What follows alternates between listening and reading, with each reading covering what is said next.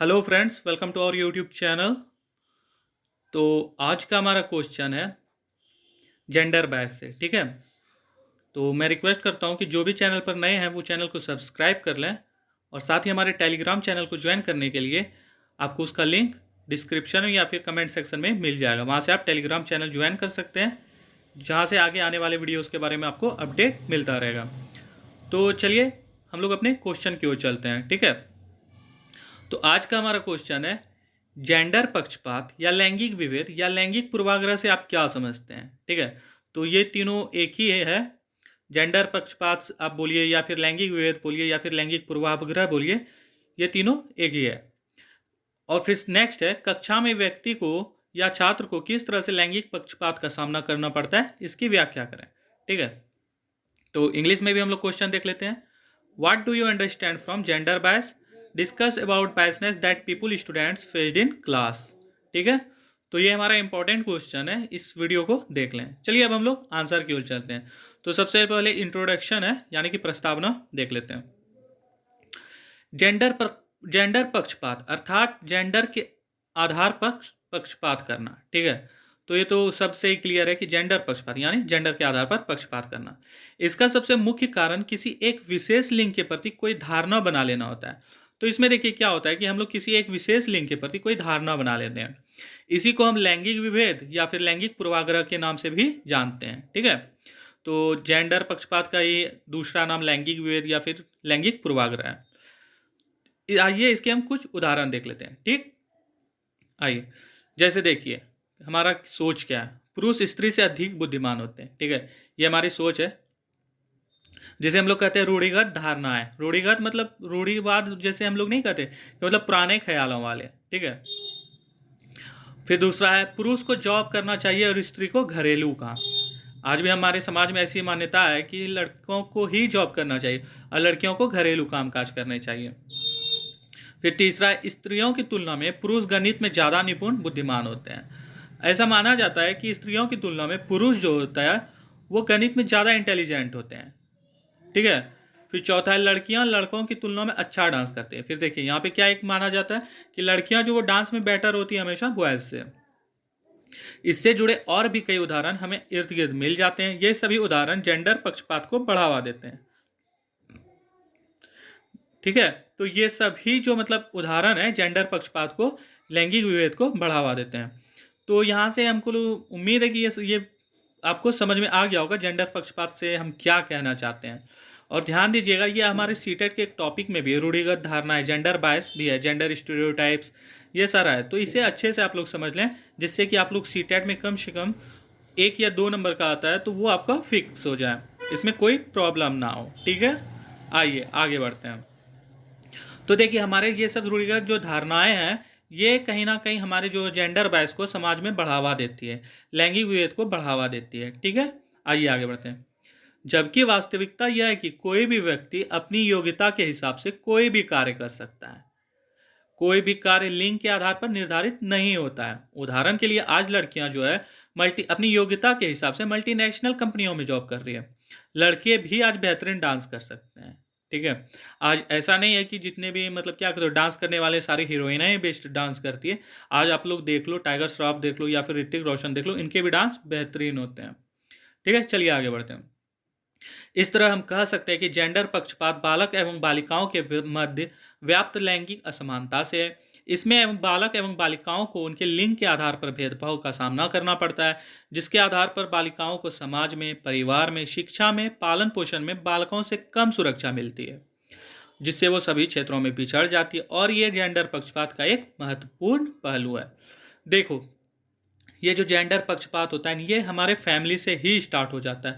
अगर किसी फैमिली में एक बेटा एक बेटी है तो यहाँ वहाँ पे क्या होता है ना कि बेटा को ज़्यादा माना जाता है और बेटियों को थोड़ा कम माना जाता है कि बेटियां पराई धन है, वो आज न कल हमारे घर को छोड़ करके दूसरे की फैमिली में शिफ्ट हो जाएगी, ऐसा माना जाता है। लेकिन आज वर्तमान दौर में ये बहुत चेंजेस भी आए हैं, तो वो हम आगे चर्चा कर लेंगे। चलिए अब आगे बढ़ते हैं।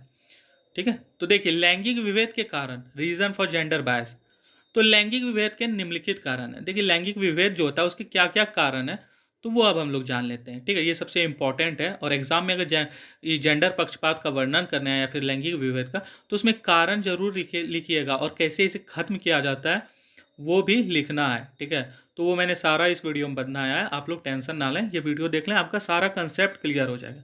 चलिए आगे बढ़ते हैं। तो हमारा पहला है प्राचीन मान्यताएं एवं रूढ़िगत धारणाएं, ठीक है। हमारी प्राचीन मान्यता है कि पुत्र के बिना माता पिता का अंत्येष्टि कार्य संभव नहीं है। पुत्र के द्वारा दिए गए मुखाग्नि से ही माता पिता को तृप्ति मिलती है और उन्हें मोक्ष मिलता है। स्त्रियों को चिता को अग्नि देने का अधिकार नहीं दिया गया है। तो देखो, जेंडर बैसनेस को कहीं ना कहीं बढ़ाने का सबसे जो ये मेन मुद्दा है हमारी रूढ़िगत धारणा है, और उसमें ये वाला पॉइंट जो है सबसे इंपॉर्टेंट है। हमारे यहाँ क्या माना जाता है ना कि हमें जो मतलब मोक्ष की प्राप्ति होगी, हमें स्वर्ग मिलेगा, तो वो सिर्फ बेटों द्वारा ही हमको में आग देने से मिलेगा, ठीक है। इसमें बेटियों का कोई योगदान नहीं रहता है, और इसी कारण से बचपन से ही बेटों को ज़्यादा आश्रय मिलता है, और बेटियों को हमेशा ही पीछे रखा जाता है उनके भाई से, ठीक है, मतलब बेटों से। चलिए अब आगे बढ़ते हैं। इस कारण परिवार में अपेक्षित रूप से पुरुष को अधिक महत्व दिया गया है। माता पिता भी यही सोचते हैं कि बेटा ही उनके बुढ़ापे का सहारा है। और आजकल क्या है ना कि हमारे माँ बाप के मतलब माता पिता के दिमाग में ये घर कर जाता है कि बेटा ही उनके बुढ़ापे का सहारा है, क्योंकि उनके पास तो बेटों को ही रहना है, बेटियां तो ससुराल चली जाएंगी। ऐसा उनका रूढ़िगत धारणा है। तो माता पिता भी यही सोचते हैं कि बेटा ही उनके बुढ़ापे का सहारा है, जबकि बेटी तो पराई धन है, अर्थात बेटी शादी के बाद दूसरे घर चली जाएगी। खानदान या अपने परिवार की रीतियों का निर्वाहक बेटों को ही माना जाता है, बेटियों को नहीं। इस रूढ़िगत मान्यता के कारण ही लोग बेटे के लिए ललायित रहते हैं, और बेटियों की तो भ्रूण हत्या तक कर देते हैं, ठीक है। तो यही सब मान्यता के कारण ना बेटियों की भ्रूण हत्या कर दिया जाता है, और बेटों के लिए मन्नत पे मन्नतें मांगी जाती है, ठीक है। हमारे वेदों में ऐसी मान्यता है कि स्त्री को बाल्यकाल में पिता के अधीन, युवावस्था में पति के अधीन और वृद्धावस्था में पुत्र के अधीन रहना चाहिए।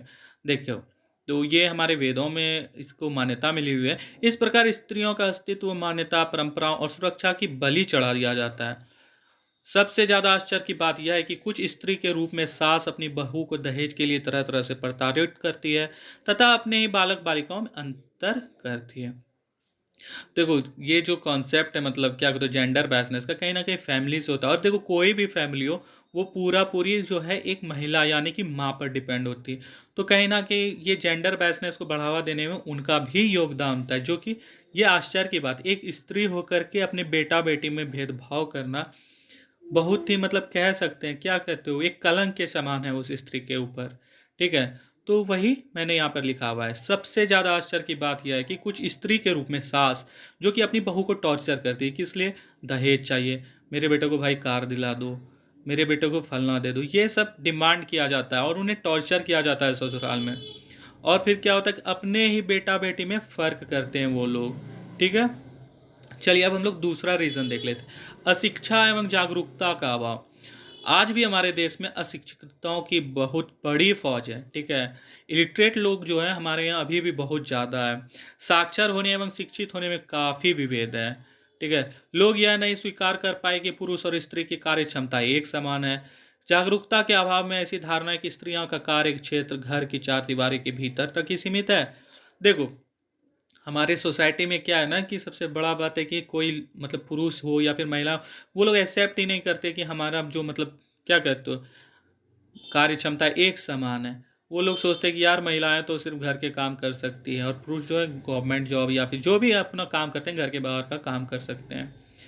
जेंडर पक्षपात के कारण बालिकाओं के विकास का उचित प्रबंध नहीं किया जाता है। और देखो, कहीं ना कहीं अगर ये जेंडर वैसनेस रहेगा, बेटा बेटी में फ़र्क किया जाएगा, तो वहाँ पे क्या होगा ना कि लड़कियों की पढ़ाई पर कम ध्यान दिया जाता है। आप भी देखोगे अपने सोसाइटी में उदाहरण मिल जाएगा, अगर किसी की फैमिली में एक बेटा एक बेटी है, बेटा पढ़ रहा है किसी स्कूल में तो इंग्लिश मीडियम, मान लो सेंट जोसेफ स्कूल में पढ़ रहा है, और बेटी कहाँ पढ़ रही है भाई, सरकारी स्कूल में। तो ये सब हम लोगों को आपको मतलब अपने सोसाइटी से एक एग्जाम्पल देखने को मिल जाएगा। तो उसी के बारे में मैंने लिखा है। फिर पहले लोग अपने बेटों को उत्तम से उत्तम शिक्षा के जुगाड़ में लगते हैं। मतलब देखो लोग क्या है ना कि पहले क्या करते हैं कि अपने बेटे को मतलब हायर से हायर एजुकेशन दिलाने दिलाने के लिए सोचते हैं, और इसके बाद बालिकाओं यानी कि बेटियों के शिक्षा के उन्नयन एवं उत्तम शिक्षा के बारे में सोचते हैं। तो उनकी फर्स्ट प्रायोरिटी क्या होती है ना, फैमिली में उनके बेटों को शिक्षित करना, मतलब बेटा जो है ना हमारे कुल का नाम रोशन करेगा, ऐसा सोच करके। क्योंकि यहाँ पे धारणा ये है ना कि बेटियां क्या है, पराई धन है, वो तो शादी करके भाई ससुराल चल जाएगी, ऐसा है। लेकिन हाँ ये भी बात है कि आज बहुत से फैमिली में ऐसा नहीं है। आज बेटियों को बेटों के समान माना जाता है। मैं पर्सनली बता रहा हूँ, मैंने ऐसे बहुत सारे फैमिली देखे जहाँ की लड़कियों को ही बढ़ावा दिया जा रहा है। ठीक है, चलिए फिर आगे चलते हैं। साथ ही व्यवहारिक रूप से लड़कों को ही पैतृक संपदा का उत्तराधिकारी बनाया जाता है। ठीक है, लड़कियों को नहीं। तो व्यवहारिक रूप से क्या है ना कि लड़कों को ही पैतृक संपदा का उत्तराधिकारी बनाया जाता है और लड़कियों को नहीं। शिक्षित और जागरूक व्यक्ति ही यह समझ सकते हैं कि पुरुष और स्त्री दोनों ही समाज के लिए समान रूप से जरूरी है। बिल्कुल, जो कि एजुकेटेड होंगे वही समझ सकते हैं। यदि दोनों कंधे से कंधा मिलाकर काम करेंगे तभी समाज का सर्वांगीण विकास संभव है।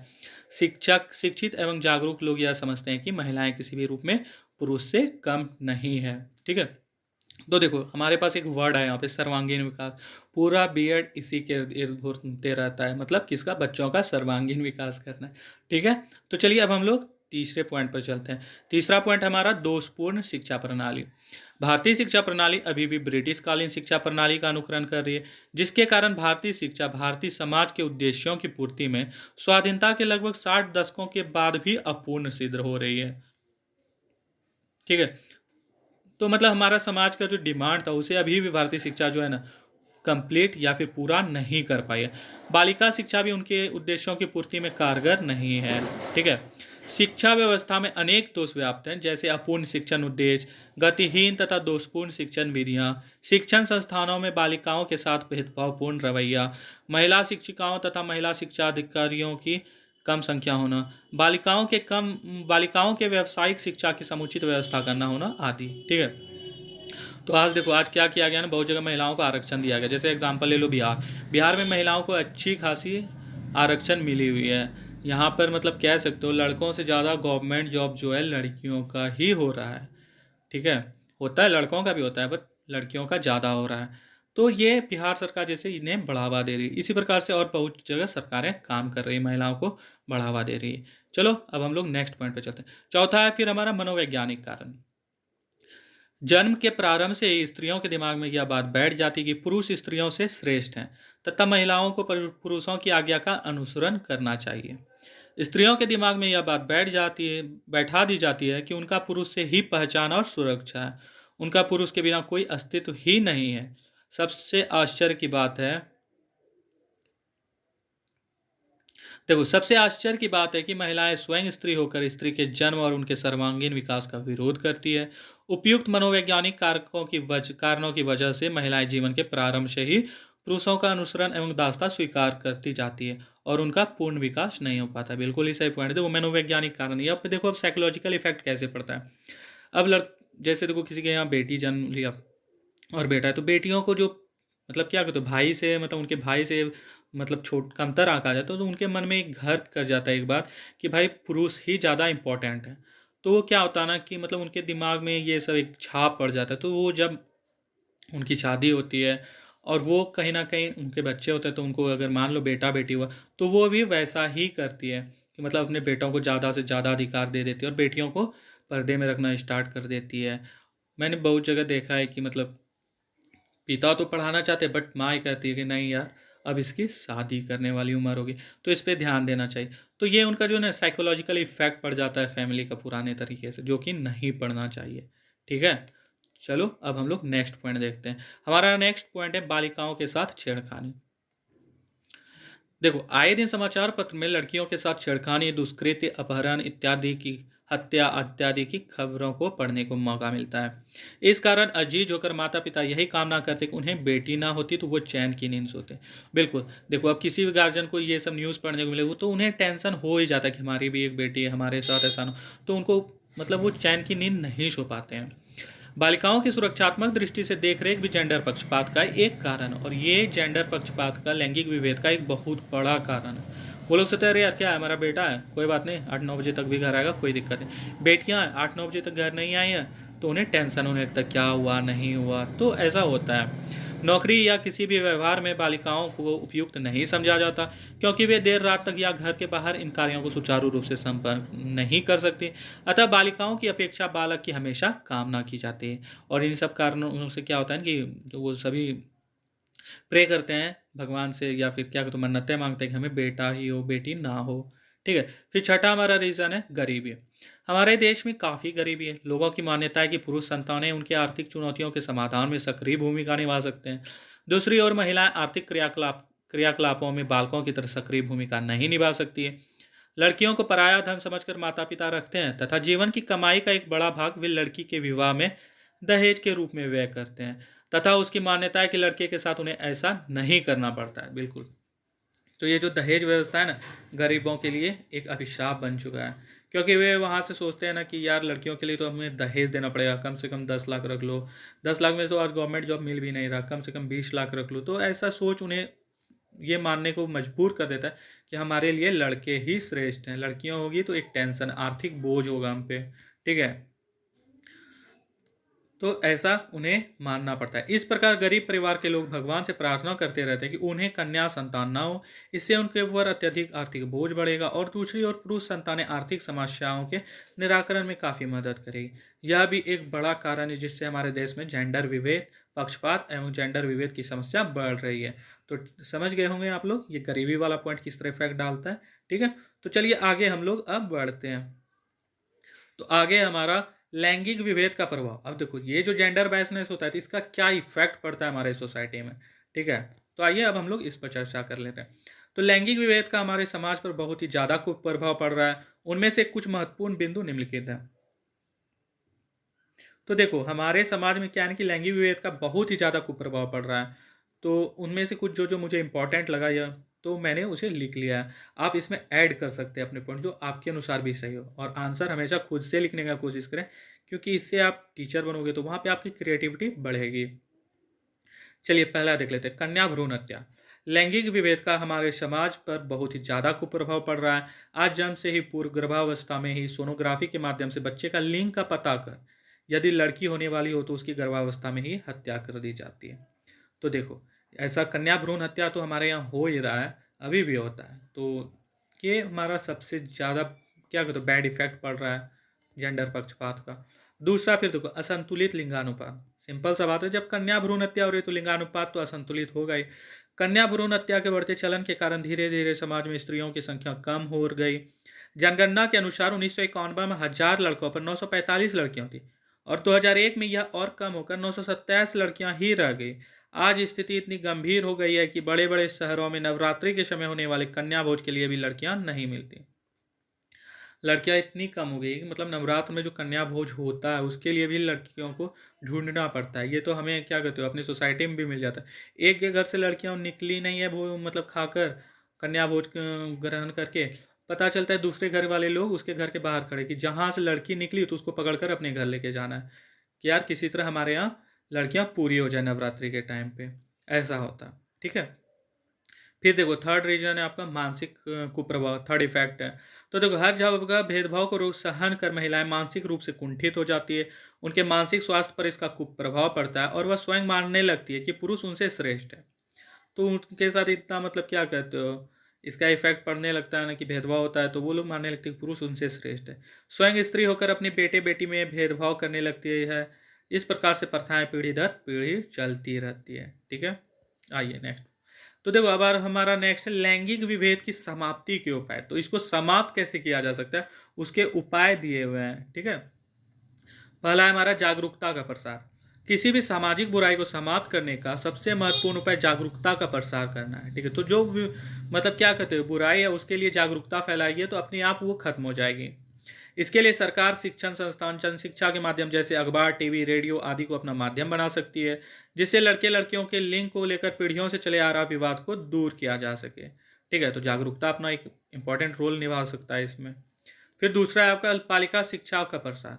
लैंगिक विभेद का बहुत बड़ा कारण लड़कियों को कम शिक्षित होना या व्यावसायिक के रूप में शिक्षित ना होना होता है। बालिकाओं के अलग से स्कूल कॉलेज तथा व्यावसायिक कॉलेज खोले जाने चाहिए जहां पर आसानी से एवं सुरक्षित रूप से पहुंच सके।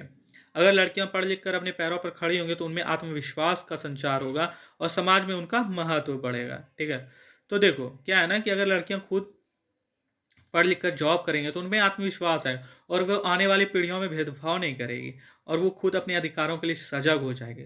तो इसलिए हमारे लिए सबसे इम्पोर्टेंट कि उनके शिक्षा का प्रसार किया जाए। चलो फिर थर्ड है सुरक्षात्मक वातावरण। महिलाओं के खिलाफ दिन प्रतिदिन अपराध जैसे रेप, अपहरण, एसिड अटैक आदि बढ़ने से माता पिता की लड़कियों को लेकर चिंता बढ़ी रहती है। सुरक्षात्मक वातावरण होने से लड़कियों को न केवल असुरक्षा की भावना की वजह से पीछे रहना पड़ेगा, बल्कि अभिभावक भी निशंक रहें। देखो अगर हम लोग लड़कियों को सुरक्षात्मक माहौल प्रदान करते हैं तो लड़कियां खुशी से स्कूल जा पाएंगी या फिर अपनी आगे की पढ़ाई कर पाएंगी और उससे क्या उनके पेरेंट्स भी बेफिक्र रहेंगे कि यार कोई दिक्कत नहीं है, पढ़ सकते हैं।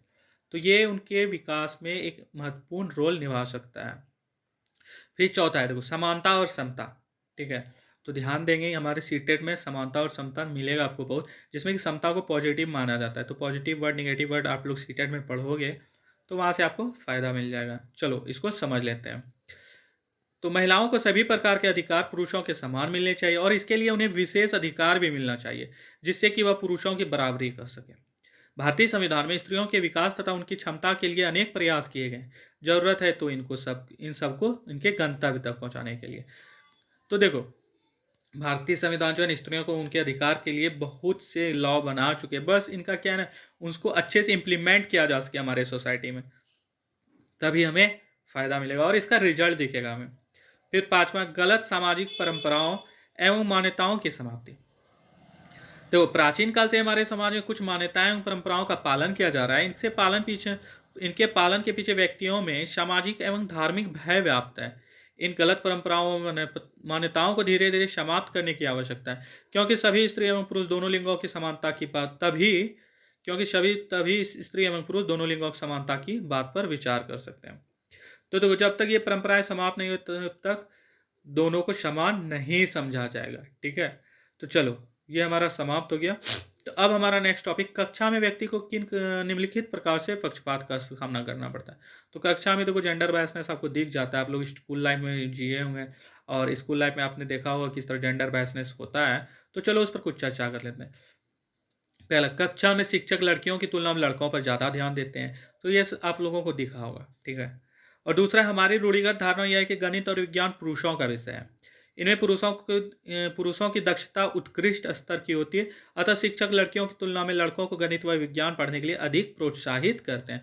बिल्कुल, हमारा पहले क्या मानना था कि लड़के जो हैं गणित और साइंस में बहुत ज़्यादा इंटेलिजेंट होते हैं और उनमें जन्मजात ये गुण होता है, इस कारण से लड़कों को और प्रोत्साहित किया जाता था पढ़ने के लिए, वहीं लड़कियों के ऊपर कोई ध्यान नहीं दिया जाता था। ठीक है, फिर हमारा थर्ड पॉइंट है, ये शिक्षक छात्र के मध्य जितना घनिष्ठ संबंध होता है उतना शिक्षक छात्रा के मध्य कभी नहीं होता। बिल्कुल, हमारा क्लास में जो इंटरेक्शन होता है वो देखिएगा आप लोग, एक टीचर और बॉयज स्टूडेंट मतलब जितने भी छात्र हैं उनके मध्य देखिएगा कितना अच्छा इंटरेक्शन होता है, वही एक टीचर और गर्ल्स में देखिएगा उतना इंटरेक्शन नहीं हो पाता। तो ये भी कहीं ना कहीं जेंडर बायसनेस का ही एग्जाम्पल है। फिर चौथा देखो, अतः शिक्षक छात्र को यानी बालकों को अधिक वक्त देते हैं और जब देखो इंटरेक्शन ज़्यादा होगा तो सिंपल सा बात है कि उनको वक्त ज़्यादा मिलेगा, उनसे ज़्यादा सवाल पूछते हैं और उन्हें अधिक प्रश्न देते हैं आदि। तो उनसे ज़्यादा सवाल पूछते हैं तो उनका डेवलपमेंट होता है उस टॉपिक के प्रति, उनसे ज़्यादा अधिक प्रश्न पूछ देते हैं। ठीक है, तो चलो इसके साथ ही हमारा कक्षा में जो होता है पक्षपात का सामना किस तरह करते हैं ये समाप्त है। आप चाहे तो इसमें और भी पॉइंट इंक्लूड कर सकते हैं, चाहे नेट से इंक्लूड करें या फिर आपको बुक से मिल जाएगा। तो चलो अब हम लोग लास्ट में निष्कर्ष देख लेते हैं। उपर्युक्त विवरणों से यह स्पष्ट है कि हमारे समाज में आज भी लैंगिक पक्षपात मौजूद है। कहने को तो आज हम 21वीं सदी में जी रहे हैं, परंतु आज भी महिलाओं को समाज में पुरुषों की बराबरी का दर्जा नहीं मिल पाया है। हमारा सर्वांगीण विकास तभी संभव है जब समाज में सभी को बराबर समझा जाए, उनके साथ लिंग के आधार पर कोई भेदभाव ना किया जाए। ठीक है, तो ये इसी के साथ हमारा ये क्वेश्चन समाप्त हुआ। लेकिन एक टॉपिक मैं ये भी बता देता हूँ कि आज लड़कियों को इतना छूट मिल चुका है कि वो लड़कों के साथ ही अत्याचार कर रही हैं, तो ऐसा भी नहीं होना चाहिए। उनको भी समझना चाहिए कि हम समान हैं, इक्वल हैं हम लोग, लड़के हों या फिर लड़की। तो उन्हें अपने मतलब क्या कहते हो विशेष अधिकारों का भी दुरुपयोग नहीं करना चाहिए, इस पर भी हमें ध्यान देने की ज़रूरत है।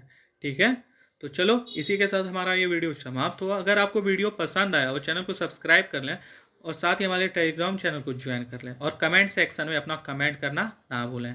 Thank you guys.